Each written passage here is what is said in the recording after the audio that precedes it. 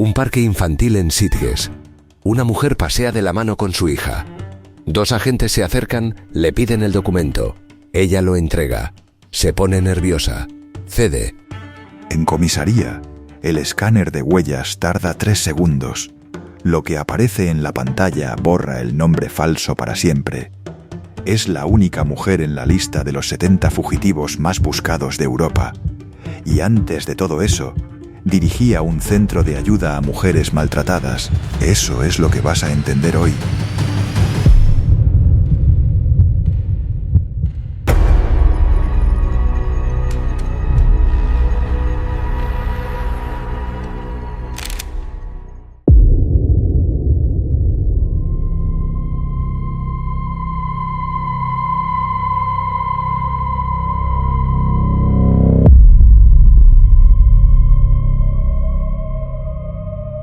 Un lunes de marzo de 2018. Sol de media tarde en Sitges, uno de esos pueblos de la costa catalana donde la gente sale a pasear sin mirar a nadie porque todo el mundo tiene su propia historia que ocultar. En un parque infantil del barrio residencial, una mujer de 43 años camina de la mano con su hija pequeña. Vaqueros, zapatillas, el pelo recogido. Nada que llame la atención. Otra madre más en otro parque más.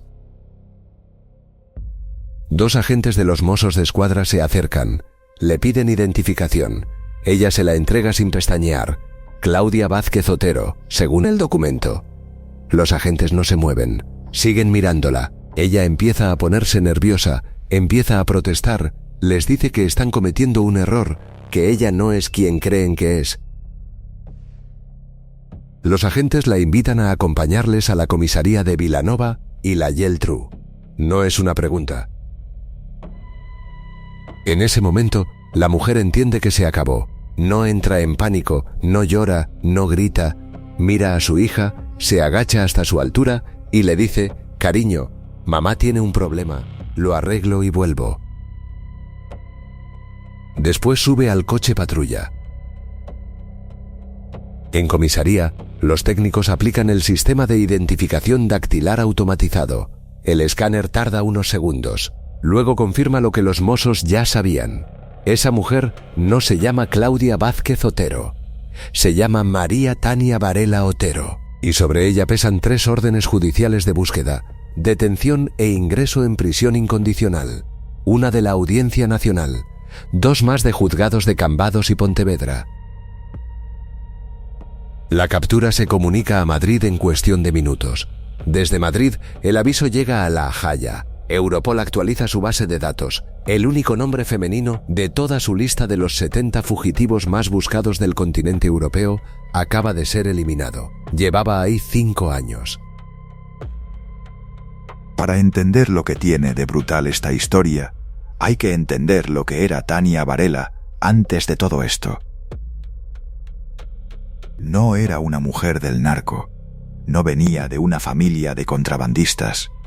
No tenía un apellido que pesara en las rías gallegas. Era una abogada de Cambados, licenciada en Derecho por la Universidad de Santiago de Compostela, con una carrera que apuntaba hacia arriba por los caminos más limpios que existen. En el año 2001, con 27 años, el alcalde de Cambados la llama y le ofrece dirigir el Centro de Información a la Mujer que el ayuntamiento acababa de crear. El CIM, una institución para asesorar a mujeres víctimas de violencia de género, para acompañarlas jurídicamente, para sacarlas de situaciones que destruyen vidas. Varela acepta y lo dirige durante 3 años. 3 años construyendo una reputación intachable. Carmen Avendaño, la mujer que fundó Érguete, la asociación de madres que plantó cara al narco gallego en los 90, llegó a conocerla. La recordaría después como alguien que hacía un trabajo muy bonito por las mujeres maltratadas. Eso era Tania Varela en 2001, la abogada del Centro de Información a la Mujer de Cambados. En 2018 era la única mujer en la lista de los más buscados de Europol. Capturada en un parque infantil de Sitges con documentación falsa, con una hija pequeña a la que no había matriculado en ningún colegio para no introducir un solo dato en los sistemas de la administración. Ese salto de un extremo al otro es lo que hace que este caso sea diferente a todo lo que has visto antes, porque no hablamos del hijo de un capo que hereda el negocio familiar. No hablamos de alguien que creció rodeado de planeadoras y fardos. Hablamos de una profesional del derecho que decidió usar exactamente lo que sabía: el sistema judicial, la arquitectura financiera, los procedimientos policiales, para proteger y sostener uno de los cárteles de cocaína más importantes de Galicia. Y lo que encontraron en ese piso de Sitges, cuando la policía entró a registrarlo, fue tan revelador como la propia captura. Docenas de cuadernos escritos a mano, planes, cálculos, estudios jurídicos para solicitar vías de indulto, listas de contactos, instrucciones para conseguir un certificado de defunción falso que le permitiera simular su propia muerte ante el Estado, y notas analizando la viabilidad de someterse a una cirugía que le borrara o alterara de forma irreversible los surcos de sus huellas dactilares. Un plan que terminó descartando. 5 años escondida, 5 años construyendo una identidad falsa desde cero, criando sola a una hija en la clandestinidad, sin escolarizarla, sin llevarla al médico con su nombre real, sin hacer nada que introdujera un dato en un sistema informático del Estado. Y mientras las policías de media Europa la buscaban en Sudamérica, en Portugal, en algún país escandinavo, en alguna clínica de cirugía plástica clandestina, ella estaba a 50 kilómetros de Barcelona. La pregunta que no te puedes quitar de la cabeza cuando empiezas a tirar de este hilo es cómo, no en el sentido técnico, en el sentido humano. ¿Cómo alguien que pasó 3 años de su vida ayudando a mujeres a salir del infierno acaba siendo el nombre más buscado de Europa? ¿Qué ocurre en el camino entre esos 2 puntos para que esa distancia sea posible? Eso es lo que vamos a desmontar pieza por pieza. Porque la historia de Tania Varela no empieza en ese parque de Sitges, y no empieza tampoco en el Centro de Información a la Mujer de Cambados. Empieza mucho antes, en una Galicia que llevaba décadas construyendo la infraestructura perfecta para que alguien como ella tuviera exactamente el papel que terminó teniendo. Y en el momento en que su vida se cruzó con el nombre de David Pérez Lago, hijastro del capo más famoso de las Rías, no había vuelta atrás. Cuando los mozos la detienen en ese parque y le preguntan si tiene algo que decir, Varela baja las defensas por un momento y les suelta, con una frialdad que los agentes recordarán tiempo después, su propio diagnóstico de todo lo que había salido mal en su vida. Fue un mal negocio liarme con el hijo del jefe. Esa frase lo contiene casi todo. Casi.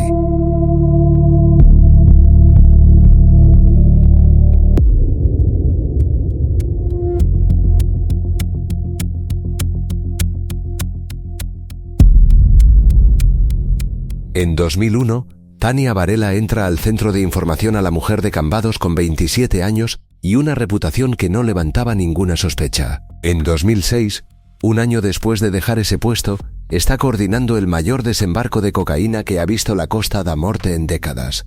Lo que pasó entre esos 2 puntos es lo que nadie que la conocía entonces podía haber predicho. Y lo que vas a entender ahora es por qué en Galicia ese salto era más posible que en cualquier otro sitio de España. Para entender a Tania Varela tienes que entender primero dónde nació. No en el sentido sentimental, en el sentido geográfico y económico. Cambados está en las Rías Baixas, provincia de Pontevedra, capital mundial del Albariño, cara bonita de una tierra que tiene otra cara que no sale en las guías de turismo. Galicia lleva siglos siendo una máquina de contrabando. No es una metáfora. Es historia económica. Los raqueiros de la Costa da Morte, que en el siglo XVIII provocaban naufragios artificialmente para saquear los buques que encallaban en los acantilados, fueron los primeros de una cadena que no ha parado nunca. Después vino la posguerra y la raya seca, la frontera terrestre entre Ourense y Portugal, donde circulaban el tabaco, el café y el azúcar que el régimen racionaba, toda una economía paralela que no era vista como crimen por la mayoría de la gente, sino como supervivencia. Una tradición, casi un derecho. El salto al narcotráfico llegó con los años 80 y los 90, con nombres que en Galicia son tan conocidos como cualquier político. Laureano Oubiña, de Vilanova de Arusa, Sito Miñanco, de Cambados, el mismo pueblo donde nació Tania Varela, Manuel Charlín, el patriarca del clan de Vilanova. Estos hombres convirtieron las planeadoras que antes descargaban tabaco en la maquinaria logística de la cocaína colombiana, con conexiones directas con los cárteles de Cali y Medellín. La Operación Nécora, en 1990, fue el primer golpe serio del Estado contra esa estructura. Cayeron muchos, pero la red no murió. Se reorganizó, se sofisticó, aprendió de sus errores. En ese paisaje creció Tania Varela, no dentro del narco, ojo. Su familia era de las que trabajan en el mar y callan lo que saben. Gente humilde del sector pesquero, sin apellidos que pesaran en los círculos criminales de la ría. Nació en 1974, la pequeña de 3 hermanos. El tipo de infancia en la que aprendes desde crío que hay 2 economías funcionando al mismo tiempo en tu municipio, la oficial y la que no se nombra, y que la línea entre ellas es más porosa de lo que parece desde fuera. Lo que sí tenía Varela desde el principio era un carácter que no pasaba desapercibido. En el instituto, sus compañeros y profesores la recuerdan como una chica que no rehuía el conflicto, que si había una pela, ahí estaba. No era precisamente una estudiante de perfil bajo, pero esa misma energía, ese temperamento volcánico que en el patio de un instituto gallego te mete en líos, en una facultad de Derecho se convierte en ventaja competitiva. Canalizó todo eso hacia los libros y hacia los tribunales. Estudió en la Universidad de Santiago de Compostela, licenciatura en Derecho. Los que la conocieron entonces hablan de una estudiante brillante, trabajadora hasta el agotamiento y con una ambición que no disimulaba. No era del tipo que estudia para aprobar, era del tipo que estudia para ganar. Con ese perfil, en 2001 llega la llamada del alcalde de Cambados, José Manuel Cores Turís. Le ofrece dirigir el Centro de Información a la Mujer, una institución que el ayuntamiento acaba de crear y que no tiene nada parecido en toda la comarca del Salnés. Varela acepta. Lo que hace en ese despacho durante los 3 años siguientes es, hay que decirlo, un trabajo serio.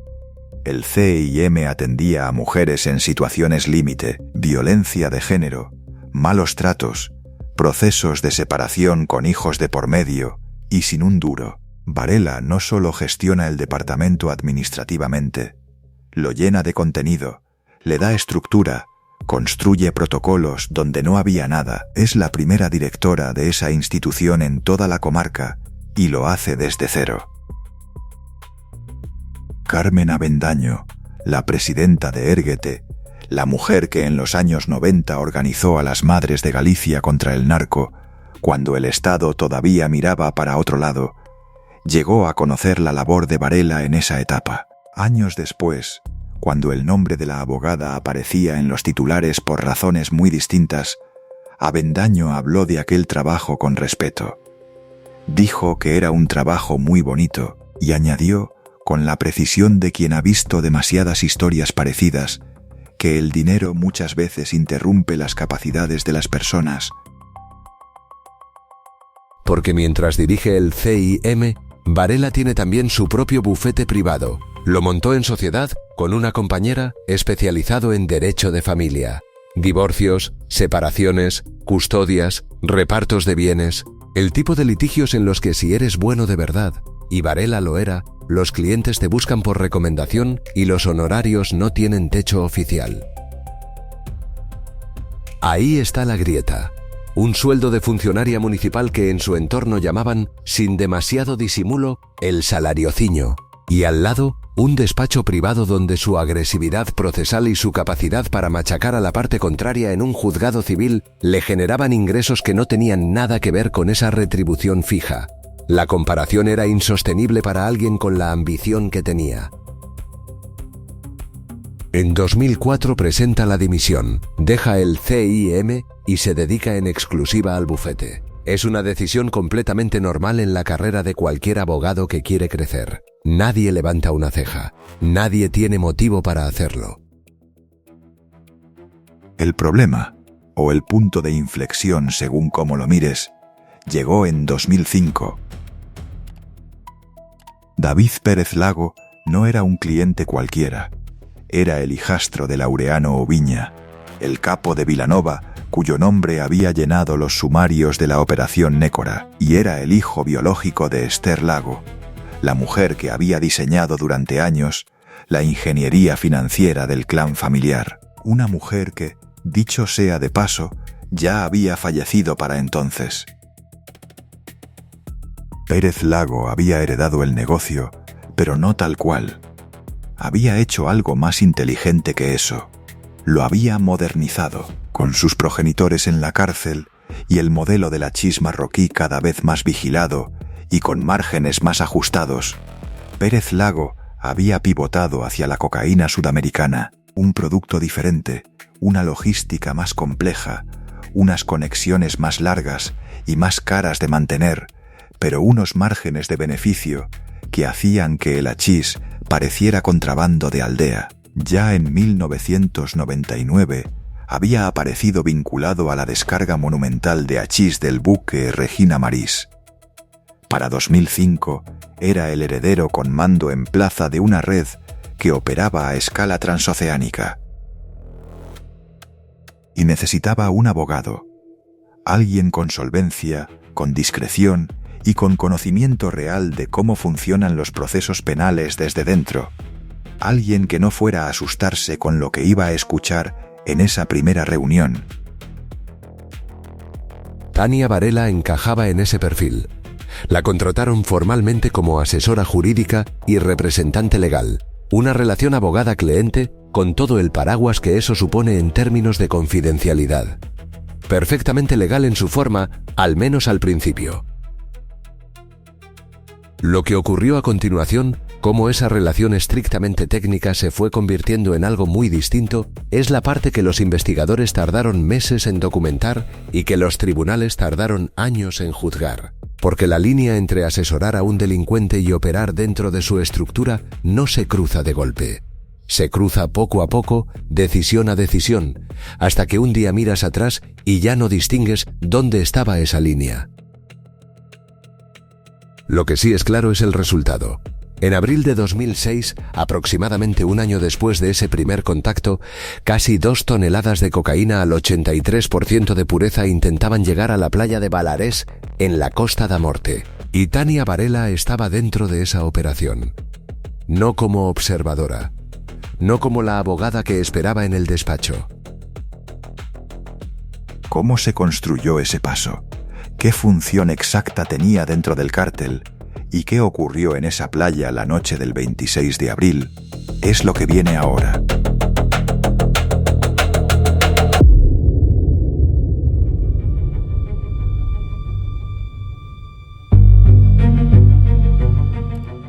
Una noche de abril de 2006, casi 2 toneladas de cocaína al 83% de pureza tocan la playa de Balarés. La Guardia Civil ya está esperando en la orilla.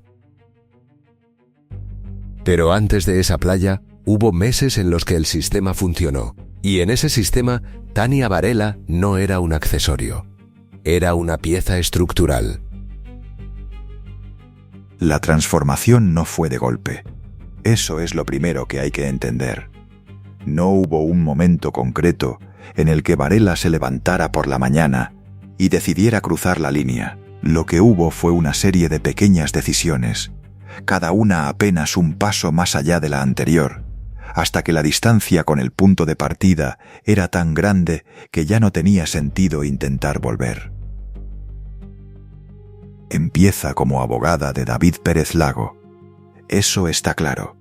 cliente, representación legal, privilegio de confidencialidad. Hasta ahí todo es perfectamente reconocible dentro de la práctica jurídica. El problema es que cuando tu cliente dirige una red de importación de cocaína con conexiones directas en Colombia y necesita navegar por las aguas del sistema judicial español sin hundirse, el tipo de asesoramiento que requiere no tarda en salirse del manual del Colegio de Abogados. Primero es información. ¿Cómo funciona una intervención telefónica? ¿Qué tienen que demostrar para que un juez autorice un seguimiento? ¿Cuánto tiempo dura una vigilancia antes de que la den por infructuosa? ¿Qué errores procesales pueden tumbar una prueba en el juicio? Todo eso, en abstracto, forma parte de lo que sabe cualquier penalista. El problema es cuando ese conocimiento deja de ser defensa técnica y empieza a ser inteligencia operativa para quien todavía no ha sido detenido y no quiere serlo. Las investigaciones policiales que se desarrollaron a lo largo de 2005 y los primeros meses de 2006 documentaron que Varela había cruzado esa frontera. No como sospecha, como hecho probado que acabaría siendo validado en sede judicial años después.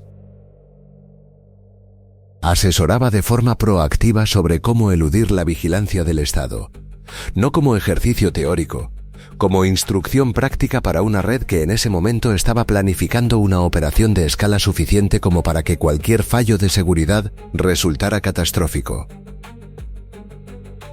Y al mismo tiempo que eso ocurría en el plano operativo, en el plano personal, la distancia entre abogada y cliente se había cerrado por completo.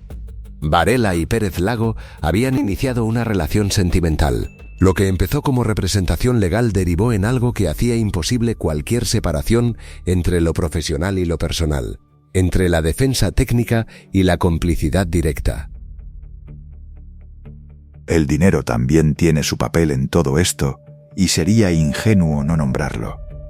Pérez Lago no pagaba minutas de abogada convencional. Los honorarios que circulaban en ese entorno no tenían que ver con las tarifas orientativas de ningún colegio profesional. Y Varela, que había dejado el CIM precisamente porque el salario de funcionaria no le llegaba, estaba ahora en el centro de un flujo de capital que superaba cualquier expectativa razonable que hubiera podido tener cuando estudiaba Derecho en Santiago.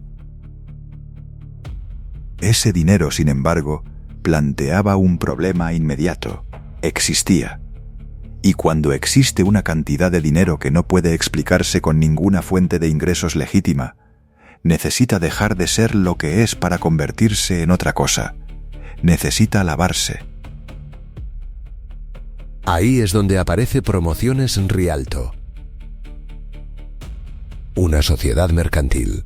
Un nombre perfectamente anodino.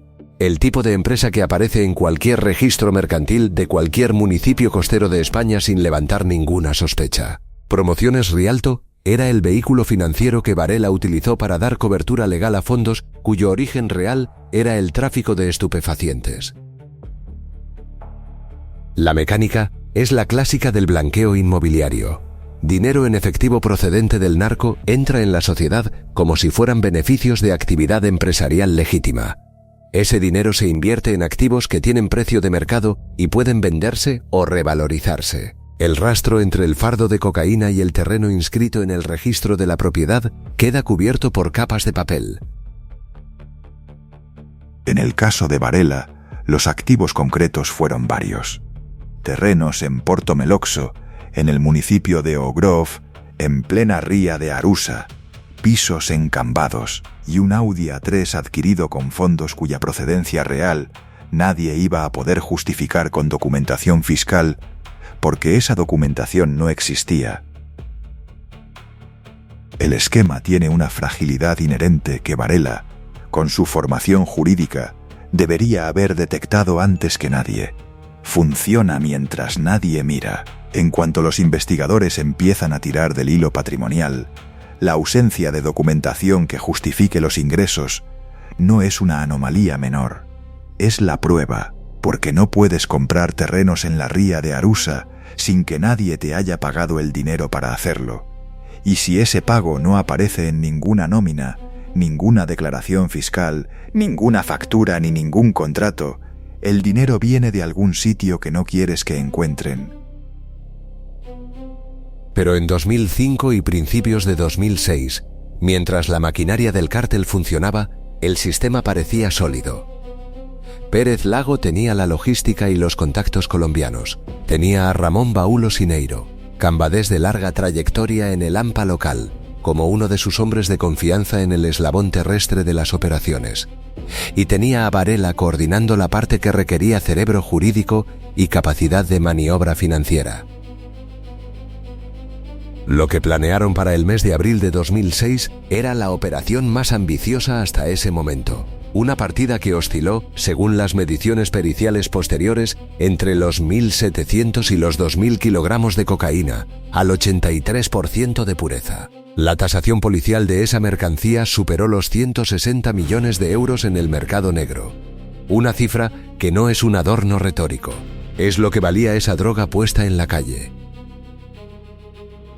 El punto de inserción elegido fue la playa de Balarés, en el municipio de Corme, dentro de lo que se conoce como la Costa da Morte. Un nombre que no es una metáfora turística. Esa costa ha hundido barcos durante siglos, una geografía de acantilados, niebla y corrientes traicioneras que también ha servido durante décadas como entrada clandestina de mercancía, porque es exactamente el tipo de terreno donde nadie debería estar a las 3 de la mañana, y eso lo convierte en el sitio ideal para las operaciones que necesitan que nadie esté mirando. En la madrugada del 26 de abril de 2006, alguien estaba mirando. Las fuerzas de seguridad del Estado habían anticipado el movimiento. El despliegue coordinado que esperaba en esa playa no dejó margen de maniobra. La totalidad de la droga fue incautada. David Pérez Lago fue detenido en el operativo. Ramón Baúlo Sineiro también. El núcleo duro de la estructura logística cayó de golpe en cuestión de horas, como si alguien hubiera cortado el tronco de un árbol de raíz. Varela no estaba en la playa esa noche. Escapó de la primera ola de arrestos. Lo que hizo a continuación es lo que los investigadores tardaron más tiempo en reconstruir. Y es también lo que define mejor que cualquier otra cosa cuál era su papel real dentro de la organización.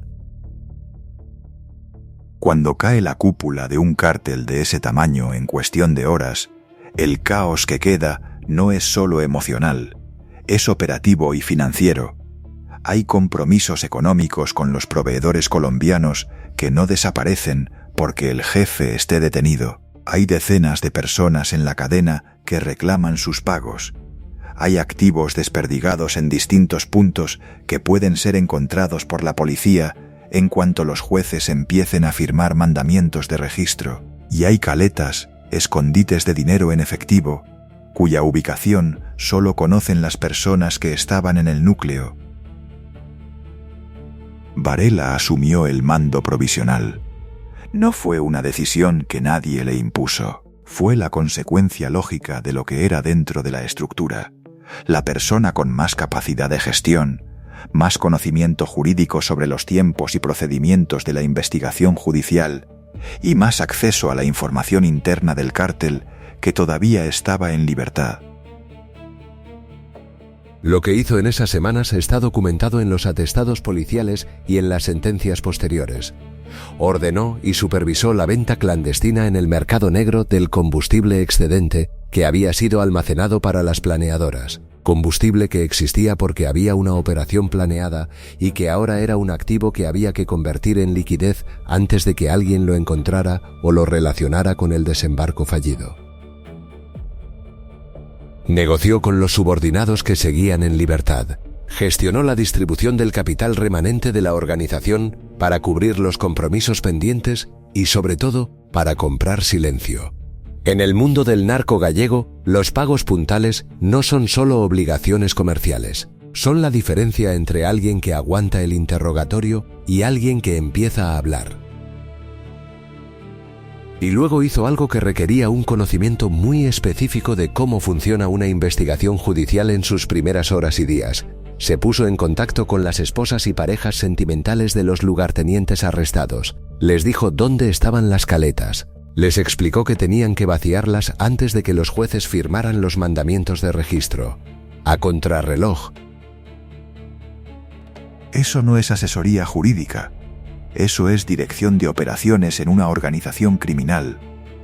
La diferencia entre las dos cosas no es una cuestión de interpretación, es la diferencia entre un abogado que defiende a su cliente y un operador que gestiona activamente la huida de los fondos de un cártel para que la investigación judicial no pueda seguir el rastro del dinero. La policía la detuvo poco después, junto a otras personas, entre ellas Diana Torres. Las acusaciones formales eran 3: delito contra la salud pública en su modalidad de tráfico de drogas a gran escala, pertenencia a organización criminal y blanqueo de capitales. Aquí es donde el conocimiento jurídico vuelve a jugar a su favor, aunque esta vez dentro de los márgenes de la legalidad. Varela sabía exactamente cómo funcionaba el sistema de libertad provisional. No tenía antecedentes penales. Tenía arraigo demostrable. Tenía una carrera profesional documentada. Y tenía dinero para pagar la fianza. Salió en libertad provisional a la espera del juicio, con cargos gravísimos encima, con un proceso de instrucción que iba a tardar años, pero fuera. Libre para moverse, para pensar, para tomar decisiones. Lo que nadie que la observaba desde fuera podía imaginar entonces era que lo más oscuro de esta historia no era el desembarco fallido. No eran los cargos. No era ni siquiera la posibilidad de que la condena llegara y fuera severa. Lo más oscuro estaba en el hecho de que dentro del entorno del cártel, la caída de Pérez Lago, la detención de sus hombres y la liberación de Varela bajo fianza se estaban leyendo de una manera muy específica, y las conclusiones que estaban sacando algunas personas sobre la situación de la abogada iban a tener consecuencias que no tenían nada que ver con ningún juzgado. Varela estaba fuera de la cárcel, pero no estaba fuera del alcance del cártel.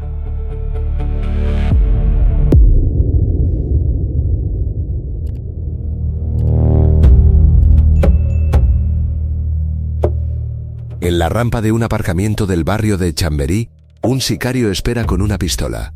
2 disparos en la cabeza. El abogado más famoso del narco gallego no llega a ver el amanecer. Lo que llevó a ese aparcamiento empieza mucho antes de esa noche, y tiene mucho más que ver con una decisión sentimental que con ninguna operación policial. Cuando Pérez Lago cae detenido tras el desembarco fallido de Valarés y Varela queda en libertad provisional con cargos encima, lo primero que necesita la organización es una defensa técnica de primer nivel, no un abogado cualquiera. Alguien que conozca la Audiencia Nacional desde dentro, que haya visto casos de este calibre y que tenga la frialdad suficiente para gestionar un proceso de instrucción que va a durar años. El nombre que eligieron fue Alfonso Díaz Moñux, nacido en 1963, penalista con despacho en Madrid y una reputación que no se había construido con casos menores. Moñux había defendido a los líderes supremos de la mafia rusa, asentada en España en los años 90 y 2000, cuando nadie más en el país sabía bien cómo procesar jurídicamente a esas organizaciones. Había representado a Sito Miñanco, el capo de Cambados, el mismo pueblo donde nació Varela. Era exactamente el tipo de abogado que necesitaba alguien en la posición de Pérez Lago, con experiencia en el entorno, con conocimiento de los procedimientos y sin tendencia a asustarse por lo que leyera en un sumario. Lo que nadie dentro del cártel calculó es que Moñux y Varela iban a estar trabajando en paralelo sobre el mismo caso durante meses. Ella con su propia defensa, él con la de Pérez Lago, reuniones, coordinación de estrategias, intercambio de información procesal, la proximidad que genera un proceso de instrucción largo y técnicamente denso, es del tipo que no está previsto en ningún protocolo de gestión de riesgos de ninguna organización criminal. A lo largo de 2007, la relación entre Varela y Moñux dejó de ser profesional. Nadie sabe exactamente en qué momento cruzó esa línea porque las personas que estaban cerca no hablaron después o hablaron muy poco. Lo que quedó documentado son los hechos. Varela rompió con Pérez Lago, que seguía en prisión preventiva, hizo las maletas y se fue a Madrid. Se instaló a vivir con Moñux en un apartamento en Chamberí, uno de los barrios más pudientes de la capital. La abogada de Cambados que había dirigido el SEI EMA ahora compartía domicilio con el penalista más cotizado del circuito del narco organizado en España. La consecuencia inmediata fue que Moñux presentó su renuncia formal a la defensa de David Pérez Lago. No podía seguir representando al ex de su pareja en el mismo caso en el que ella era acusada. Era una incompatibilidad procesal básica. Lo que sí conservó fue la representación de Varela. Eso tampoco era negociable para ninguno de los dos. Dentro de la estructura del cártel, esa renuncia se leyó de una manera muy concreta, no como un problema deontológico ni como una incompatibilidad legal. Se leyó como una traición. Pérez Lago había quedado sin el abogado que la organización había elegido para defenderle, en un proceso donde lo que estaba en juego era una condena de varios años de cárcel, y la persona que había provocado esa situación era su expareja, que ahora convivía con ese mismo abogado en Madrid, mientras él esperaba el juicio entre rejas. Desde la óptica del cártel, Moñux y Varela juntos eran algo todavía más preocupante que una traición sentimental. Eran dos personas que entre las dos tenían acceso a prácticamente todo el conocimiento sensible de la organización. Ella conocía la estructura logística y financiera desde dentro. Él había gestionado la defensa técnica de la cúpula y sabía qué había en el sumario. Que estuvieran compartiendo cama y despacho era el peor escenario posible para cualquier organización criminal que todavía tuviera personas en libertad con intereses que proteger. La respuesta no se hizo esperar, pero no llegó de golpe. Llegó como suelen llegar estas cosas en el crimen organizado cuando quieren que el mensaje cale antes de la acción. Despacio, con capas, construyendo un estado de terror que va inhabilitando a la persona antes de que decida qué hacer. En septiembre de 2007, Moñux empezó a recibir llamadas. No una ni dos, una ráfaga. Al otro lado, una voz con acento marcadamente sudamericano que no se molestaba en disimular el propósito de la llamada. El mensaje era directo. En 48 horas te enviaré un sicario para matarte, hijo de puta. Te voy a trinchar como a un pollo, abogado de mierda. No había negociación, no había petición, solo una sentencia y un plazo. Moñux lo denunció. Varela también puso su denuncia, por separado, ante el Cuerpo Nacional de Policía. Describía que sus movimientos por Madrid estaban siendo vigilados de forma sistemática, que había un individuo que aparecía con regularidad cerca de ella, que ocultaba su cara bajo una visera blanca y que su presencia era lo suficientemente constante y deliberada como para que no pudiera interpretarse como casualidad. El nivel de angustia que describe en esas declaraciones es el de alguien que ya no se siente segura en ningún espacio público, que empieza a planificar rutas alternativas y que contempla seriamente la posibilidad de cambiar de domicilio de urgencia. Poco después, el escalón institucional del conflicto subió un peldaño más. Moñux fue citado a una reunión que se celebró en las dependencias de la prisión pontevedresa de Alhama. Al otro lado de la mesa estaba el nuevo abogado representante de Pérez Lago, el que había ocupado el puesto que Moñux había dejado vacante. El mensaje que le transmitió en esa reunión no dejaba mucho espacio para la interpretación. Que abandonara de inmediato la defensa técnica de Tania Varela, sin condiciones, sin plazos negociables, y con una advertencia final que quedó grabada en la memoria de los presentes, que si se negaba a hacerlo, se atuviera a las consecuencias. Moñux no abandonó la defensa de Varela. Unas semanas antes del asesinato, la investigación policial tropezó con algo que hubiera podido cambiar el final de esta historia si hubiera llegado a tiempo. La Brigada de Homicidios ejecutó la denominada Operación Pereira, un operativo contra una banda de ciudadanos colombianos especializados en atracos a joyerías de Madrid. Al registrar un piso franco que la banda utilizaba en la calle Belfast, los agentes encontraron lo que buscaban sobre el atraco, pero también encontraron algo que no buscaban: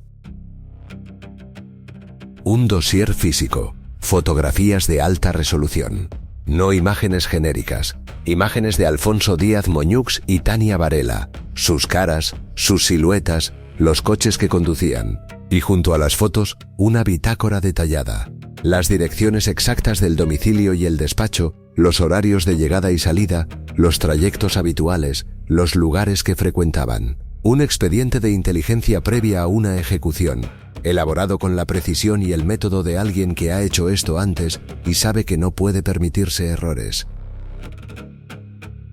Era la prueba material de que alguien había encargado la muerte de los dos abogados. El problema es que un dossier en manos de la policía no detiene a los que ya tienen la orden dada. La tarde del jueves 18 de diciembre de 2008 comenzó de forma completamente ordinaria para cualquiera que los observara desde fuera. Varela salió del despacho que compartía con Moñux a las 8:45 de la noche, aproximadamente. Fue a hacer unas compras a un supermercado cercano. Esperó a su pareja en un bar de la zona. La rutina de cualquier pareja que vuelve a casa después de un día de trabajo. Alrededor de las 9:10, los dos abogados subieron juntos al Mercedes de Moñux.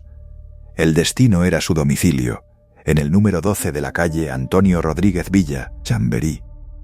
22 minutos a pie desde la Audiencia Nacional, un barrio de fachadas limpias y portales con cámara, el tipo de calle donde nadie espera que ocurra lo que ocurrió. La rampa de acceso al aparcamiento subterráneo del edificio. Ahí estaban los sicarios. No era una emboscada improvisada. Llevaban tiempo esperando, habían estudiado el lugar, conocían el vehículo y conocían los horarios. Todo lo que estaba en ese dossier de la calle Belfast había servido para esto. Dispararon sobre Moñux. 2 tiros en la cabeza. La precisión de alguien al que le han pagado para no fallar. Varela estaba presente. Lo que ocurrió exactamente en esos segundos desde su perspectiva, qué vio, qué oyó, a dónde miró, es algo que ella describió después de formas distintas y contradictorias según la fase del proceso judicial en que se encontrara. Lo que no está en disputa es el resultado. Moñux quedó en estado crítico en el asiento del conductor. Los servicios de emergencia lo trasladaron al Hospital Gregorio Marañón. Los equipos de neurocirugía trabajaron durante horas. A las 2 de la tarde del día siguiente, el 19 de diciembre de 2008, Alfonso Díaz Moñux fue declarado muerto. Tenía 45 años. La Brigada de Homicidios reconstruyó posteriormente la estructura de los ejecutores. Una célula mixta, delincuentes colombianos y mercenarios españoles. Los cabecillas de la operación se referían a estos últimos en sus comunicaciones internas como subcontratas poco fiables, lo que dice bastante sobre el nivel de desprecio con el que trataban a sus propios operarios. El precio del trabajo, según las estimaciones policiales, osciló entre los 20.000 y los 60.000 euros. El asesinato de un abogado penalista en el corazón de Madrid, en el portal de su casa, pagado a tarifa de furgoneta de segunda mano. Lo que los investigadores de homicidios establecieron también, con bastante rapidez, es que a Varela no le habían disparado, y que eso no era un accidente. La habían dejado viva a propósito. La lectura operativa de esa decisión es sencilla. Matar a Moñux era el mensaje. Dejar viva a Varela era la continuación del mensaje. Que entendiera exactamente qué acababa de presenciar y qué significaba para ella de cara al futuro. La pregunta que quedaba abierta era qué iba a hacer Varela con lo que sabía, porque sabía mucho. Había estado meses sufriendo una campaña de acoso documentada, había presentado denuncias, había descrito en sede policial a los individuos que la vigilaban y ahora había sido testigo presencial del asesinato de su pareja. En las primeras horas después del crimen, los investigadores creyeron que tenían a la testigo clave que necesitaban para desmontar quién había ordenado la ejecución. Varela habló, señaló, nombró.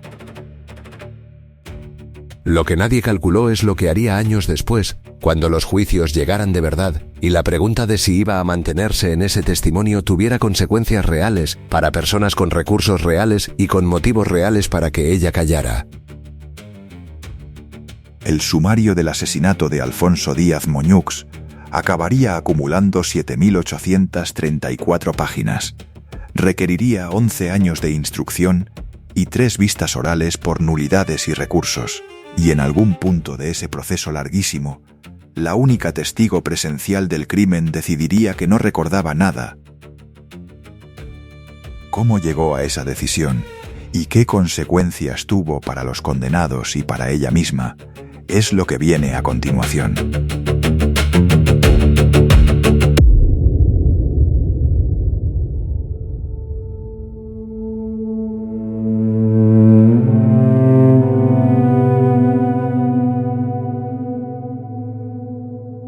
Tania Varela aparece en una pantalla, por videoconferencia, como testigo del asesinato del hombre con el que dormía, y declara ante el tribunal que las palabras sicario y Colombia siempre le habían resultado completamente ajenas. Lo que pasó entre la noche del 18 de diciembre de 2008 y ese momento en el estrado es una de las transformaciones más calculadas que ha registrado la crónica judicial española en las últimas décadas. En las horas inmediatamente posteriores al asesinato de Moñux, Varela habló, y habló mucho. Fue a la policía, prestó declaración formal y señaló con una precisión que no dejaba espacio para la ambigüedad. El nombre que puso encima de la mesa como autor intelectual del crimen fue el de David Pérez Lago. Sin rodeos, sin matices, dijo que su expareja sentía un odio visceral hacia Moñux, que lo consideraba un enemigo directo por la doble traición, sentimental y profesional, y que ese odio era suficientemente intenso y suficientemente público dentro del entorno del cártel como para que no hiciera falta explicar la cadena de razonamiento. Fue más allá de un nombre. Reveló que en las semanas previas al crimen, Moñux le había dado una instrucción muy concreta, de esas que solo se dan cuando alguien empieza a asumir que el peligro es real e inminente. Si algo me pasa, huye. Una frase que en ese momento Varela sí recordaba con exactitud, que podía citar textualmente, que describía como una advertencia que había tomado en serio, pero que no había resultado suficiente para cambiar lo que ocurrió después.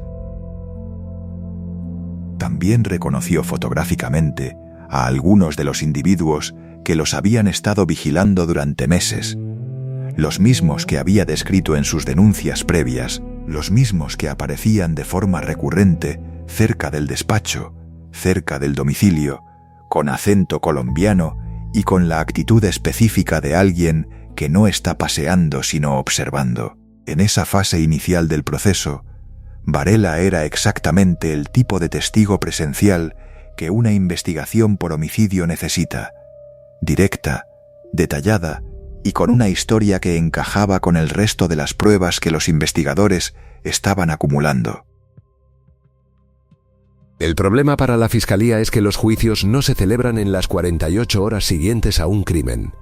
Se celebran años después, y lo que una persona recuerda o decide que recuerda puede cambiar mucho en ese tiempo cuando las circunstancias que la rodean cambian con esa misma intensidad.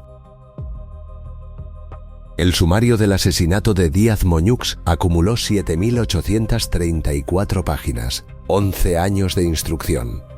3 vistas orales porque el proceso fue tumbado 2 veces por nulidades y recursos antes de que hubiera una sentencia firme. Es un número que dice algo sobre la complejidad técnica del caso, pero también sobre la resistencia que opusieron los defensores de los acusados en cada fase del proceso para ganar tiempo, para desgastar, para ver si algo cambiaba en el camino. Y algo cambió. Cuando Varela fue requerida a comparecer por videoconferencia para ratificar sus acusaciones previas, ya no era la misma testigo de 2008. La mujer que apareció en esa pantalla ante el tribunal se había convertido en alguien que no recordaba prácticamente nada. La amnesia que exhibió fue selectiva con una precisión que resultó difícil de creer para cualquiera que hubiera leído sus declaraciones iniciales. Rechazó de plano ratificar sus acusaciones contra Pérez Lago. Negó recordar los rostros de los agresores. Alegó que el trastorno por estrés postraumático le impedía rememorar cualquier evento ocurrido después de los disparos. Y cuando el tribunal le preguntó por el mundo criminal en el que había estado inmersa durante años, por las personas que la habían amenazado, por el entorno que había generado ese asesinato, Varela ofreció una respuesta que dejó a los fiscales sin palabras. Dijo literalmente que para ella las palabras sicarios, hachís y Colombia habían sido siempre realidades totalmente ajenas hasta aquella noche. Una abogada que había sido detenida por coordinar el mayor desembarco de cocaína de la Costa da Morte en años, que había gestionado el liderazgo interino de un cártel durante semanas, que había blanqueado fondos de origen narco a través de sociedades mercantiles, que había compartido cama y despacho con el penalista más cotizado del circuito criminal español durante 2 años, declaraba ante un tribunal que el narcotráfico era un mundo que le resultaba completamente desconocido. No se quedó ahí, rechazó también la indemnización que la Fiscalía reclamaba a su favor como víctima del crimen. Más de 100.000 euros en concepto de responsabilidad civil por los daños psicológicos sufridos como testigo presencial del asesinato de su pareja. Los rechazó, una decisión que procesalmente no tenía ninguna lógica si realmente eras una víctima inocente que buscaba justicia, pero que tenía toda la lógica del mundo si lo que buscabas era reducir tu visibilidad dentro del proceso judicial y dejar lo menos posible sobre el papel que te vinculara al caso. Expertos policiales que siguieron el proceso desde dentro lo explicaron con una frase que resume bastante bien cómo funcionan estas cosas. Estos clanes nunca dejan que las personas pertenecientes a ellos acaben sus vidas sin vinculación. El silencio de Varela no era una elección libre, era la única opción que seguía dejándola fuera del punto de mira de personas que ya habían demostrado lo que eran capaces de hacer con un abogado en el portal de su casa. A pesar del silencio de la única testigo presencial, la justicia logró reconstruir lo suficiente para condenar a la célula de ejecutores. 8 personas, una estructura mixta de colombianos y españoles, que habían ejecutado el encargo con la precisión que documenta el dossier de la calle Belfast. Pero el proceso para llegar a esas condenas firmes fue tan accidentado como el sumario sugería. El caso más llamativo fue el de Miguel Ángel Durán Abad, identificado como uno de los autores materiales de los disparos junto a Javier González Hernáiz. Durán fue condenado en una primera sentencia, pero esa sentencia fue anulada por el Tribunal Superior de Justicia de Madrid, y en el periodo que medió entre la anulación y la repetición de la vista oral, Durán tomó una decisión. Se fugó, no a ningún lugar discreto, se fue a Brasil. Estuvo 2 años escapado. Lo encontraron en Río de Janeiro en octubre de 2017. Lo extraditaron a España. Y en 2018, en el tercer juicio de este caso, fue condenado de forma firme a más de 25 años de prisión. El hombre que disparó sobre Moñux en la rampa de un aparcamiento de Chamberí tardó una década en tener una condena que no pudiera recurrirse de nuevo. El segundo ejemplo de la porosidad del sistema con estos condenados llegó años más tarde. Ibrahim Arteaga Astudillo, conocido como El Negro, otro de los miembros de la célula condenados por su participación logística en el crimen, se fugó en 2021. No de forma espectacular. Aprovechó un permiso de trabajo penitenciario, salió de la cárcel legalmente como parte de un régimen de reinserción y no volvió.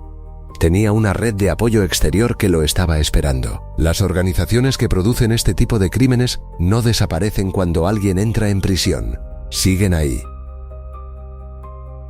Y David Pérez Lago, el nombre que Varela puso sobre la mesa en sus primeras declaraciones como autor intelectual del asesinato, el hombre que tenía todos los motivos que la investigación podía documentar y la estructura para haberlo ordenado, nunca fue procesado formalmente por la muerte de Díaz Moñux. Sin el testimonio sostenido de Varela y sin pruebas complementarias suficientes que pudieran sostener la acusación de manera autónoma, la autoría intelectual quedó en el limbo, uno de esos limbos judiciales que en el argot de los investigadores se llaman casos abiertos sin imputación activa y que en el lenguaje de la calle significan que todo el mundo sabe lo que pasó, pero nadie puede probarlo de una forma que aguante en un tribunal.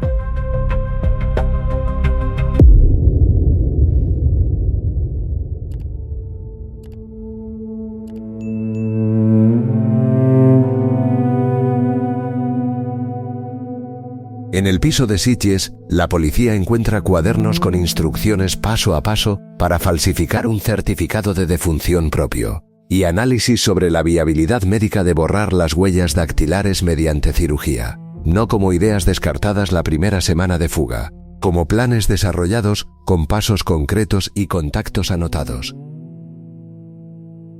Eso es lo que quedaba cuando se acabó. 5 años de vida reducida a cuadernos de paranoia. Las teorías que manejaron los servicios de inteligencia durante ese lustro tenían cierta lógica vista desde fuera. Sudamérica, con los cárteles colombianos y su infraestructura de protección. Portugal, el refugio tradicional del narco gallego. Escandinavia, donde se hablaba de una hermana residente que podría haberle dado cobertura, y la cirugía facial. Un cambio de fisonomía lo bastante radical como para engañar los sistemas biométricos de los aeropuertos. Todas con sentido sobre el papel, todas equivocadas. La realidad no tenía glamour. Había un piso en una urbanización entre Sitges y Sant Pere de Ribes, a 50 kilómetros de Barcelona. Los agentes que entraron a registrarlo lo describieron como un lugar deteriorado, sucio, el tipo de sitio donde vive alguien que lleva mucho tiempo sin poder ocuparse de nada que no sea no ser encontrado. Bajo el nombre de Claudia Vázquez Otero, con documentación falsificada de calidad suficiente como para aguantar 5 años sin disparar alertas inmediatas, el principio rector de su existencia era la invisibilidad absoluta en los sistemas del Estado, y eso implicaba una restricción que en la práctica resultó ser la más difícil de sostener. Su hija, nacida en la clandestinidad, no estaba matriculada en ningún colegio. No tenía historial médico con su nombre real. No existía en ninguna base de datos de ninguna administración pública. Porque cualquier trámite ordinario de la vida de un menor, una matrícula, una visita al pediatra con tarjeta sanitaria, introduce datos que los sistemas de alerta pueden cruzar con los ficheros de personas en busca y captura. Varela lo sabía. Eligió criar a su hija fuera de todos esos registros antes que arriesgarse a que un formulario escolar la delatara. La niña llegó a los 4 años sin haber pisado un aula y sin que su nombre figurara en ningún documento oficial. El único momento en que Varela introdujo un dato rastreable de forma voluntaria durante esos 5 años no fue un error logístico, fue algo más humano y, en el contexto de la fuga, infinitamente más arriesgado. Cuando murió su madre en Cambados, Varela no fue al funeral. Sabía que esos actos son uno de los escenarios clásicos de captura, con agentes encubiertos entre los asistentes. No fue, pero figuró en la esquela mortuoria del diario local, su nombre en la necrológica junto al de su hija. Ese gesto mínimo le reveló a la policía un dato que hasta ese momento ignoraban por completo. La prófuga más buscada de Europa tenía una hija, y una hija significa rutinas fijas, un piso estable, parques. No puedes ser completamente nómada cuando tienes una niña pequeña. La captura no vino de ninguna operación técnica de inteligencia, vino de un chivatazo. A principios de 2018, la División de Investigación Criminal de los Mossos d'Esquadra, bajo el mando del intendente Antoni Rodríguez, recibió información confidencial que la ubicaba en la comarca del Garraf. La procedencia oficial no se ha hecho pública, pero las fuentes que siguieron el operativo lo atribuyen al propio submundo criminal. alguien que sabía dónde estaba y decidió que ya era el momento de que lo supiera la policía. Siguieron semanas de vigilancia encubierta, sin precipitarse, confirmando que la mujer que respondía al nombre de Claudia Vázquez Otero en esa urbanización era efectivamente quien los mozos creían, hasta que el lunes 26 de marzo de 2018, en ese parque infantil de Sitges, con su hija de la mano, todo lo que llevaba 5 años aguantando se derrumbó en cuestión de minutos. Ya sabes cómo fue ese momento. Ahora sabes todo lo que había detrás. Detenida y con su identidad confirmada de forma irrebatible por el sistema dactiloscópico, Varela ingresó en el sistema penitenciario para empezar a purgar los 7 años.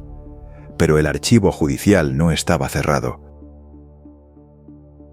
En febrero y marzo de 2019, fue trasladada esposada hasta la sección 4ª de la Audiencia Provincial de Pontevedra para enfrentarse al proceso de blanqueo pendiente, el mismo del que se habían librado Pérez Lago y el resto de la organización en 2014, cuando ella estaba fugada y ellos cerraron acuerdos de conformidad que le salieron por multas y un año simbólico de cárcel.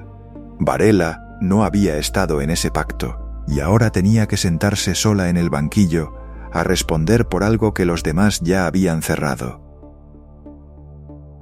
La Fiscalía pedía 3 años y 6 meses adicionales y 220.000 euros en multas. El eje del juicio era Promociones Rialto. Lo que se le exigía era simple: cualquier documento que justificara de forma legítima el origen del dinero invertido en esos activos. Una nómina, un contrato, una transferencia con concepto. Cualquier cosa. No aportó nada. El castillo de naipes se había derrumbado durante la fuga. Los terrenos de Porto Meloxo, malvendidos a precio de saldo a una empresa marisquera cuyo nombre dijo no recordar. Los pisos embargados y absorbidos por el Sareb, el banco malo del Estado. El Audi requisado por la financiera por impago, dejando un rastro de deudas que incluía evasión del IIBA. En su turno final de palabra, Varela pidió una sentencia justa. Argumentó que las acusaciones menoscababan su honor y repitió, ante una sala donde nadie movió un músculo de la cara, que el narcotráfico siempre le había producido un profundo y absoluto rechazo. La misma persona que había instruido a las parejas de los detenidos sobre cómo vaciar las caletas antes de los registros judiciales, declaraba ante la Audiencia de Pontevedra que el narco era algo que siempre le había resultado moralmente inaceptable. El tribunal no se lo compró. La condena fue de 1 año y 8 meses adicionales por blanqueo continuado. La defensa recurrió en casación ante el Tribunal Supremo con un argumento de cierta elegancia técnica. Las escuchas sobre las que descansaba gran parte de la prueba eran nulas de pleno derecho porque habían vulnerado el secreto profesional entre abogado y cliente. Las llamadas intervenidas se habían realizado desde y hacia la línea que Varela usaba en su bufete de Cambados. Si ese teléfono era su herramienta de trabajo como letrada, la intervención vulneraba un principio constitucional básico.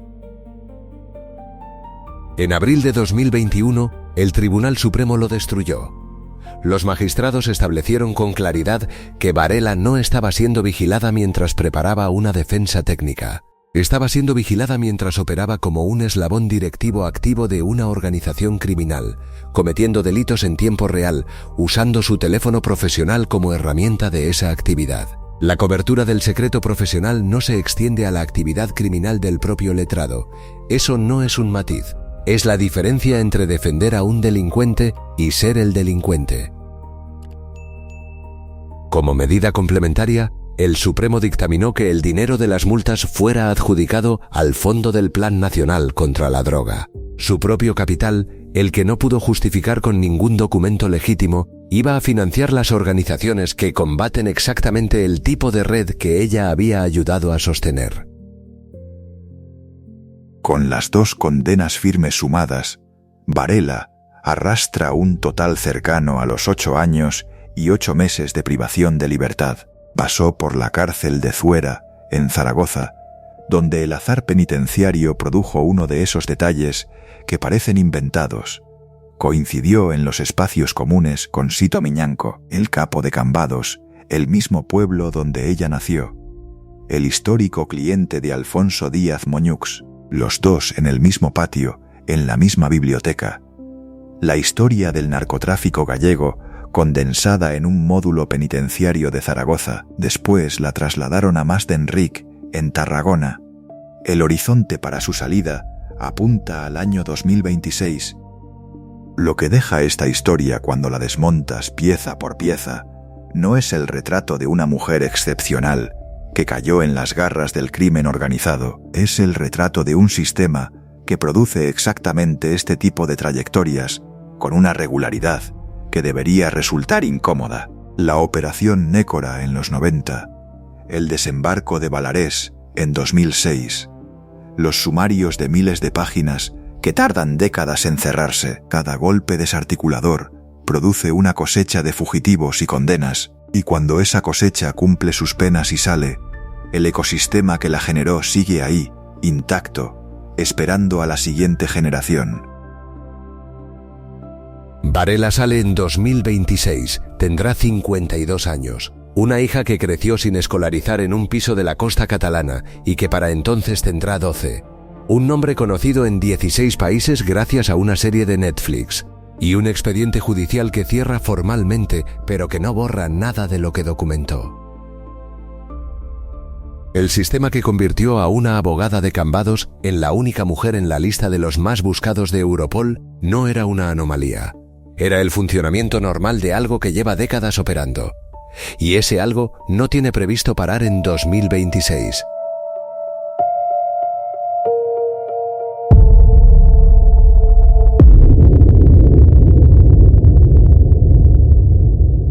Este expediente se cierra. 8 años y 8 meses de condena, 2 sumarios, 3 juicios, un cadáver en un parking de Chamberí y una niña criada sin nombre en los registros del Estado. Todo eso cabe en un archivo que la justicia española considera cerrado en 2026. Si llegaste hasta aquí es porque sabes que detrás de cada caso como este hay otro esperando. Tenemos más, y algunos son peores. Suscríbete y activa la campanita para que no se te escape ninguno. Dale al like si esto te pareció tan brutal como es, y deja en los comentarios qué nombre quieres que desclasifiquemos a continuación. El archivo nunca se cierra del todo.